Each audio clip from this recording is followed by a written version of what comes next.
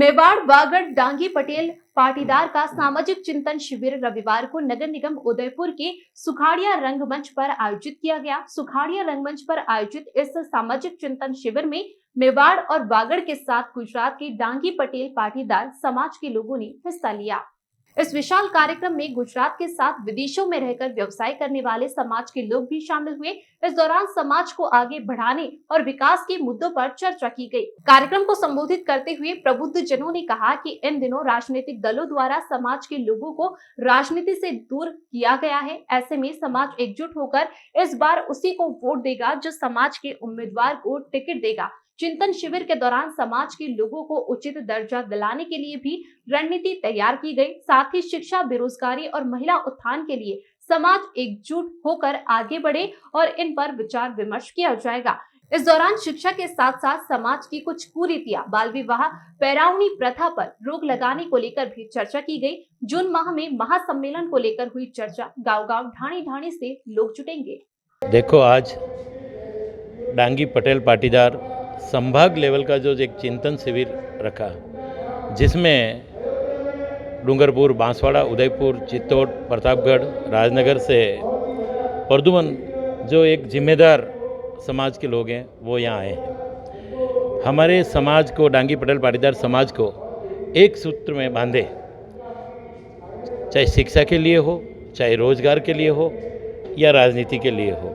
इसलिए आज एक ये चिंतन शिविर सुखाड़िया रंगमंच में रखा है। तो यहाँ हमारे गुजरात से भी उम्मे माता के ट्रस्टी आए हैं और सभी जिलों से जो आए हैं वो किसी न किसी राजनीति में अपना वर्चस्व रखते हैं। हम चाहते हैं कि भाई समाज के अंदर एक सूत्र में बंधे रहें और समाज का राजनीति की दृष्टि में भी हम आगे आए।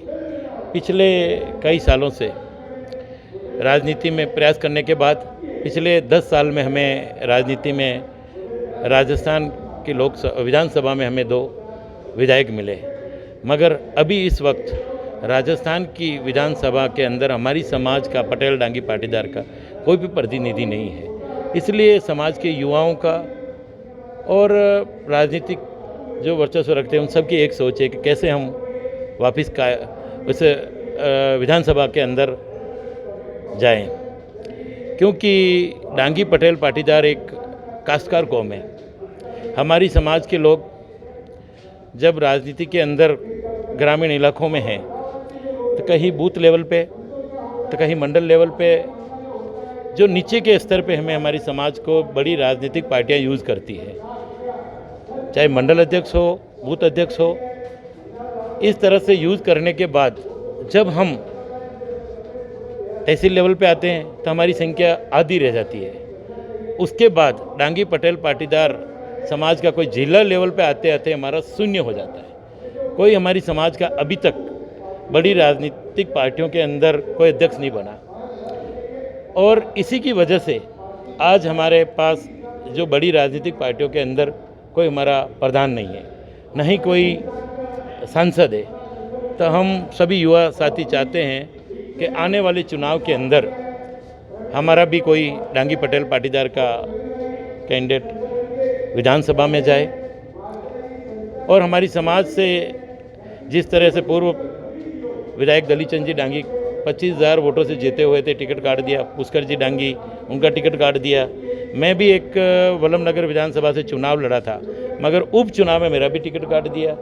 तो जिस तरह से राजनीतिक पार्टियां सिर्फ हमें जो उपयोग लेती है, तो हमारी समाज कोई ऐसी वैसी समाज नहीं है।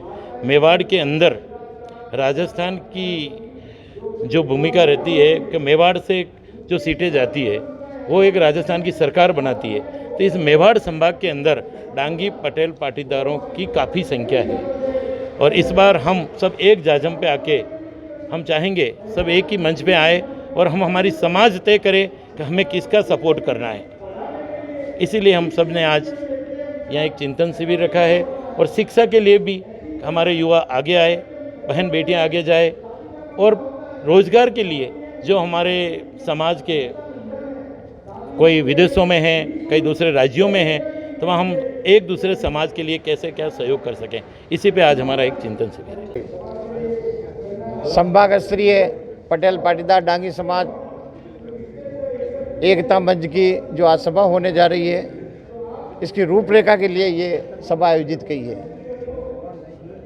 हमने सभी ने विचार किया, इतना बड़ा समाज है, हर क्षेत्र में एसटी के बाद हम पटेल पाटीदार समाज आते हैं, हर क्षेत्र विधानसभा क्षेत्र में इतना बड़ा समाज होने के बाद ये राष्ट्रीय पार्टी हमारा अन्याय करती है।